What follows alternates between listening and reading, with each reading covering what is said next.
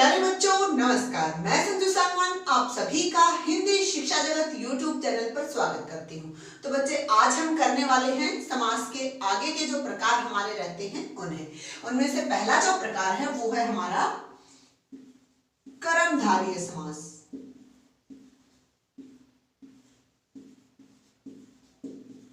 और कर्मधारय समास क्या है बच्चे? ये हमारा तत्पुरुष का ही एक भाग होता है या भेद होता है। तत्पुरुष का ही एक भेद क्या है?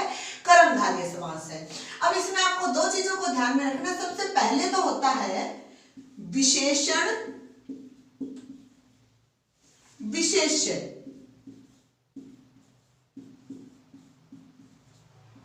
यानी कि एक पद विशेषण होगा, दूसरा पद विशेष्य होगा। कैसे? देखो बच्चे क्या होता है, जैसे एक हमने क्या लिया, नीलकमल, एक शब्द लिया हमने। यदि हम इसका समास विग्रह करते हैं, नीला है जो कमल, क्योंकि दो शब्द मिले हुए हैं, नीला और कमल, है ना, दो शब्द मिले हुए हैं। और जब हम इसका समास विग्रह करते हैं तो क्या करते हैं, नीला है जो कमल। अब वहां पर क्या है, जो कमल है उसकी विशेषता किससे बताई जा रही है? नीला शब्द से बताई जा रही है।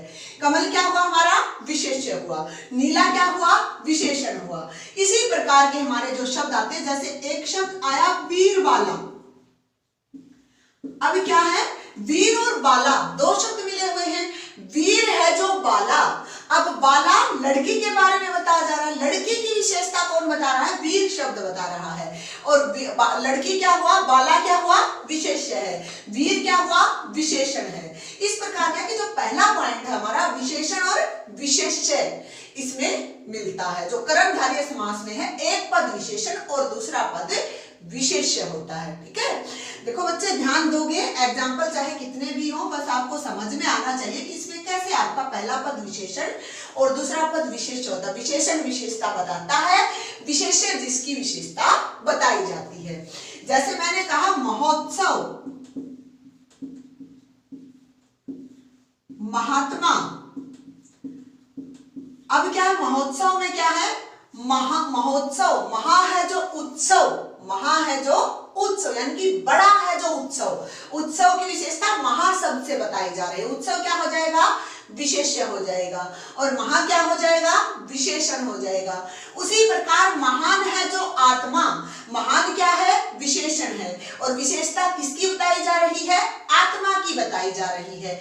तो महान है जो आत्मा क्या हुआ हमारा? कर्मधारय समास हुआ। उसी प्रकार यदि हम शब्द लें सुअवसर। अब अवसर क्या है? विशेष्य है। सु क्या है? विशेषण है। क्या बताएगा? अच्छा है जो अवसर। जब आप इसका समास विग्रह करोगे तो क्या करोगे बच्चे? आप करोगे कि अच्छा है जो अवसर। तो यहां पर क्या हो जाएगा? कर्मधारय समास हो जाएगा। उसी प्रकार है, एक शब्द है हमारा बदबू और एक शब्द होता है हमारा खुशबू। ठीक है, बदबू और खुशबू। बद है जो बू, बद मतलब बुरी, बू मतलब गंध। बुरी है जो गंध। अब क्या हो गया? कर्मधारय हो गया। क्यों हो गया? क्योंकि बू यानी कि गंध क्या है? विशेष्य है। और बद यानी कि बुरा क्या है? विशेषण है। उसी प्रकार खुशबू, अच्छी है जो गंध, या खुश है जो बू। बू क्या होती है? गंध है, खुश है वो अच्छी है। ठीक है, तो क्या हो जाएगा हमारा? अच्छी है जो गंध। और समास कौन सा हो जाएगा? कर्मधारय समास। क्यों हो जाएगा? एक पद विशेषण है, दूसरा पद हमारा क्या आ रहा है? विशेष्य आ रहा है। ठीक है, उसी प्रकार है बच्चे। देखो मैं एग्जाम्पल ज्यादा इसलिए दे रही हूं ताकि आप रटो नहीं, इसको समझने का प्रयास करो। विशेषण और विशेष्य देखना है और साफ साफ स्पष्ट शब्दों में आपको बता रही हूं। विशेष्य जिसकी विशेषता बताई जाएगी, विशेषण जिस शब्द से विशेषता बताई जाएगी वो शब्द हमारा क्या होगा? विशेषण होगा। जैसे है बच्चे सुयोग, सुयोग, अच्छा है जो योग। अब योग क्या है? विशेष्य है। सु क्या है? हमारा विशेषण है। तो अच्छा है जो योग। मैंने आपको पहले भी बताया है, जब आपका समास कब बनेगा, जब आपका उपसर्ग विशेषण बनाता है तो कर्मधारय हो जाएगा। यदि यहाँ पे सुयोग यदि विशेषण नहीं बना रहा होता तो अव्ययी भाव हो जाता, परंतु विशेषण बनते ही हमारा कहाँ आ जाएगा, कर्मधारय समास में पहुंच जाएगा। उसी प्रकार है काली मिर्च। अब काली है जो मिर्च या लाल मिर्च, हरी मिर्च, लाल है जो मिर्च, हरी है जो मिर्च, मिर्च क्या हो जाएगा हमारा विशेष्य है, काली क्या है हमारा विशेषण है, चाहे लाल है चाहे हरी है चाहे काली है, ये सभी हमारे क्या है विशेषण है। और विशेषण और विशेष्य का यही हमारा एक तरीका है जिसको हम समझ सकते हैं, क्योंकि आपको पता होना चाहिए कि जिसकी विशेषता बताते हैं वो विशेष्य होता है, जिस शब्द के माध्यम से विशेषता बताई जाती है वो हमारा विशेषण होता है। और होता क्या है, कर्मधारय समास। पहला पॉइंट मैंने कहा ना, आपको 2 पॉइंट इसमें समझने पड़ेंगे। इसी में 2-3 शब्द ऐसे होते हैं जिसमें आप पजल हो जाते हैं। बहुत सारे बच्चे पूछते हैं कि मैडम हम इसमें कौन सा समास लगाएं। जैसे शब्द है हमारा पीतांबर, एक शब्द है हमारा नीलकंठ, ठीक है। अब यहां पर क्या होता है बच्चे, पीतांबर यदि दिया हुआ है, यदि सीधा सा शब्द पीतांबर या नीलकंठ आपको दे दिया और बहुव्रीहि ऑप्शन में नहीं है, फिर तो हम जाएंगे कर्मधारय के साथ, और बहुव्रीहि ऑप्शन में है फिर हम जाएंगे बहुव्रीहि के साथ। और यदि दोनों ऑप्शन में है और साथ में क्या दे दिया, दोनों का समास विग्रह दे रखा है। यदि पीतांबर का उन्होंने समास विग्रह दिया, पीले हैं वस्त्र जिसके, ऐसा कौन, विष्णु। और यदि यहां देता है ये वाला समास विग्रह तो क्या हो जाएगा, बहुव्रीहि। और यदि देता है पीला है वस्त्र जो या पीला है अंबर जो, तो वो क्या हो जाएगा, कर्मधारय समास। उसी प्रकार नीलकंठ में है, यदि बेटा वो क्या देता, समास विग्रह देता तो स्पष्ट हो जाता है कि आपको किस में देना है। और यदि वो कर्मधारय को पूछना चाहता तो वो बहुव्रीहि ऑप्शन में नहीं देगा। और यदि वो बहुव्रीहि ऑप्शन में देता और कर्मधारय भी ऑप्शन में देता तो दोनों ही शब्दों में बहुव्रीहि समास हो जाता, फिर आप प्राथमिकता बहुव्रीहि समास को दोगे, ठीक है। अन्यथा इनमें कौन सा समास है, कर्मधारय। यदि समास विग्रह क्या बनता है, पीला है अंबर जो, नीला है कंठ जो, ठीक है, तो क्या हो जाएगा, कर्मधारय हो जाएगा। और दोनों ऑप्शन में दे रखे हैं और समास विग्रह नहीं कर रखा, फिर आप प्राथमिकता बहुव्रीहि को दे देना, ठीक है। दूसरा जो मैंने आपसे कहा था कि इसमें 2 बातों का आपको ध्यान रखना। दूसरा होता है बेटा उपमेय और उपमान का संबंध। उपमेय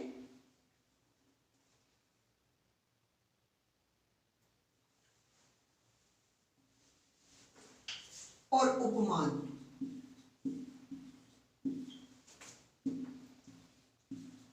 उपमान, कर्मधारय समास में उपमेय और उपमान का संबंध पाया जाता है। उपमेय और उपमान क्या होते हैं, उपमान होता है बेटा जिसकी उपमा दी जाए, उपमा दी जाए, जिसकी उपमा दी जाए।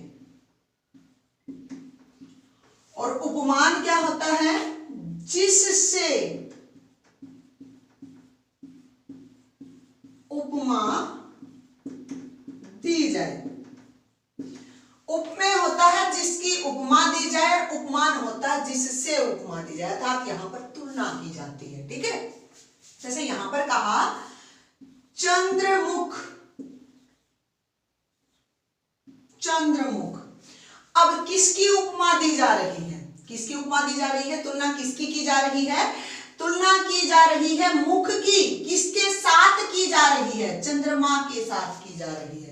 तो चंद्रमा रूपी मुख, चंद्रमा रूपी मुख, देहलता, लता रूपी देह, क्रोधाग्नि,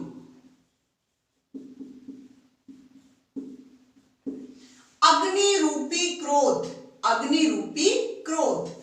यहां पर हमारा क्या है, उपमेय और उपमान का संबंध दिखाई दे रहा है। एक पद ऐसा है जिसकी हम तुलना कर रहे हैं, एक पद ऐसा है जिसके साथ कर रहे हैं। अब यहां पर किसकी तुलना कर रहे हैं, लता की तुलना कर रहे हैं, किसके साथ कर रहे हैं, शरीर की तुलना कर रहे हैं लता के साथ, मुख की तुलना कर रहे हैं चंद्रमा के साथ, अग्नि की, क्रोध की तुलना कर रहे हैं अग्नि के साथ। तो उपमेय और उपमान का संबंध हमें स्पष्ट दिखाई देता है।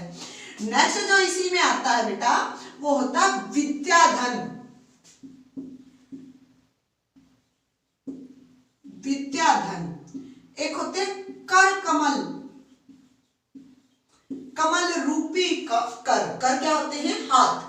रूपी कर। फिर होता है धन रूपी विद्या, तो यहां पर हमारा क्या हो जाता है, कर्मधारय समास। बस यही कर्मधारय समास है बेटा, और कुछ भी नहीं है। ठीक है, नेक्स्ट हम देखते हैं द्विगु समास। और द्विगु क्या है, कर्मधारय का ही एक भाग द्विगु समास होता है। ठीक है, आपसे पेपर में पूछा जा सकता है कि कौन सा असंगत नहीं, और ये लिखा मिल जाए ना कि कर्मधारय का ही एक भाग जो है वो द्विगु समास होता है, वो सही होता है। ठीक है, संस्कृत में दिया गया है कि कर्मधारय का ही एक भाग जो है हमारा द्विगु समास होता है। अब द्विगु समास क्या होता है, द्वि मतलब दो और गु मतलब गाय। तो क्या है, दो गायों का समूह, दो गायों का समूह। कई बार आपसे पूछ लेते हैं कि द्विगु में कौन सा समास है, तो द्विगु में द्विगु ही समास है, तो दो गायों का समूह। ठीक है, अब हमने क्या रट्टा लगा रखा कि जहां पर क्या मिल जाए, हमें संख्यावाची शब्द मिल जाए, वहीं पर हमारा द्विगु समास होता है। लेकिन ऐसा नहीं होता, बहुत सारे शब्द ऐसे भी होते हैं जिसमें बहुव्रीहि समास हमें लगाना होता है। जैसे अब इसकी परिभाषा क्या लिखोगे, द्विगु जो समास होता है इसमें लिखोगे, द्विगु समास में पूर्व पद संख्यावाची होता है और उत्तर पद जो होता है वो संज्ञावाचक होता है। पूर्व पद संख्यावाची हो, उत्तर पद क्या हो, संज्ञावाचक हो, और समूह का बोध कराते हो, और समूह का बोध करवाते हो, तो क्या कहलाता है, हमारा द्विगु समास कहलाता है। जैसे हमने कहा नवग्रह, ठीक है, नवग्रह, नौ ग्रहों का समूह। एक होता है नवनिधि,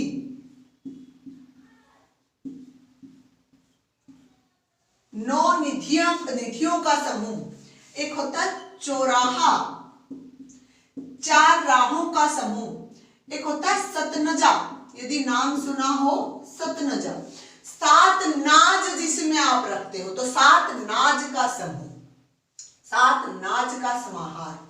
ठीक है, एक शब्द होता है बेटा पक्षद्वय, दो पक्षों का समूह। एक होता है सप्ताह, सात दिनों का समूह। यहां पर देखो सभी में जरूर आया है, प्रथम पद संख्यावाची है, अंतिम पद संज्ञावाचक है, परंतु यहां पर सभी क्या कर रहे हैं, हमें एक समूह या समाहार का बोध करवा रहे हैं। यदि आपका आ जाए पंजाब, तो पांच आबों का समूह नहीं होगा, पांच आब है जिसके, ऐसा एक राज्य है, तो विशेष राज्य है, तो बहुव्रीहि हो जाएगा। अगर यहां है तो हमारा क्या आ जाएगा, हमारा सभी में द्विगु समास आ जाए, क्योंकि नौ ग्रहों का समूह, नौ निधियों का समूह, चार राहों का समूह, सात नाच का समूह, दो पक्षों का समूह, सात दिनों का समूह। एक शब्द होता है पंसेरी, जो आप अपनी भाषा में पसेरी बोलते हो जिसको, तो पंसेरी। ये क्या होता है, पांच शेरों का समूह, यानी कि 5 किलो का जो बाट होता है उसको बोलते हैं पंसेरी। और यहां पर कौन सा समास होता है, द्विगु समास होता है। साथ में ही क्या होता है बेटा, इसी में होती है अठन्नी। ठीक है, एक होती है हमारी दुअन्नी, एक होती है हमारी चवन्नी। अब देखो ये क्या आ गया हमारा, अठन्नी, दुअन्नी, चवन्नी। 8 आनों का समूह, 2 आनों का समूह, 4 आनों का समूह, हमारा क्या हो जाएगा, द्विगु समास हो जाएगा। तो 1 से लेकर के 10 तक की गिनतियां जो हमारी क्या बनाती हैं, समाहार बनाती हैं। लेकिन वार्षिक आ जाए तो भी हमारा क्या होगा, वार्षिक यदि आ गया तो भी क्या है हमारा, 12 महीनों का समूह, तो भी क्या हो जाएगा, द्विगु समास। क्योंकि 12 महीने आए फिर भी क्या है, द्विगु समास है। परंतु क्या कि अन्य जो गिनतियां आएंगी आपकी, उनमें आपका सभी में नहीं होता है, ये ध्यान रखना। क्योंकि देखो 10 वाली भी नहीं आई है अभी तक, 10 का भी क्या जाता है, दशानन है, तो 10 सिर है जिसके, तो दशानन किस में जाता है, बहुव्रीहि में जाता है। तो यहां पर आपको क्या देखना कि पहला पद संख्यावाची और दूसरा संज्ञावाचक, और तीसरा क्या करे, वो समूह या समाहार का बोध करवाता हो, तभी हमारा द्विगु समास होता है। ठीक है, अब कई बच्चे, अब एक शब्द होता है शताब्दी, 100 अब्दों का समूह। एक होता है नौगांव, तो 9 गांवों का समूह, ये हम लिख सकते हैं, कोई वो वाली बात नहीं है कि आपको सिर्फ ये देखना है कि कहां पर आपका समाहार का बोध करवा। अब शताब्दी है तो 100 होता है, अब्द साल होते, तो 100 वर्षों का समूह है। यहाँ पर सभी में क्या है हमारा द्विगु समास, आपको यही ध्यान रखना बच्चे। एक चीज का और ध्यान रखो, कई बच्चे पूछते हैं कि मैडम गिनतियों में कौन सा समास होता है। देखो जहां तक गिनतियां आई हमारी 1 से 10 तक की जो गिनतियां हैं, जब तक वो क्या करती है समाहार का बोध करवाती हैं, तब तक उनमें हमारा क्या रहता है द्विगु समास रहता है। लेकिन कई बार क्या होता है, अब यदि आपको दे दे चतुर्दश, चतुर्दश एक शब्द दे दिया आपको, ठीक है, चतुर्दश जब शब्द दिया तो सीधा सा आपसे पूछा गया कि इसमें कौन सा समास है। अब चतुर देख करके हम क्या करते हैं, भाग करके जाते हुए 14 आया है, लेकिन 4 और 10, 4 और 10, और 4 और 10 हुए तो किस में चला जाएगा, द्वंद्व समास में चला जाएगा। तो ध्यान रखना कि जो 10 से ऊपर वाली गिनतियां हैं वो किस में जाएंगी, वो जाएंगी आपकी द्वंद्व समास में। चाहे आपकी एकादश हो, मैं जब द्वंद्व समास करवाऊंगी तब करवाऊंगी, तो वो आपकी किस में जाएंगी, द्वंद्व समास में जाएंगी। उन उपसर्ग वाली गिनतियां कर्मधारय समास में होती हैं। उन उपसर्ग जिन गिनतियों में लगा होता है वो किस में होती हैं, कर्मधारय समास में होती है। चाहे 19 है, 29 है, 39 है, 49 है, 59 है, 69 है, 79 है, ठीक है ना, वो किस में होती है, हमारी सभी की सभी किस में जाएंगी, कर्मधारय में। उन उपसर्ग वाली गिनतियां 1 से 10 तक की गिनतियां या 10 से 12 तक भी आ जाती हैं, जो समाहार का बोध करवाती है, साथ में संज्ञावाचक शब्द के आती हैं, वो किस में चली जाएंगी, द्विगु समास में चली जाएंगी। अब हमारा बचता बेटा द्वंद्व समास और बहुव्रीहि समास, वो हम अगली कक्षा में करेंगे। धन्यवाद।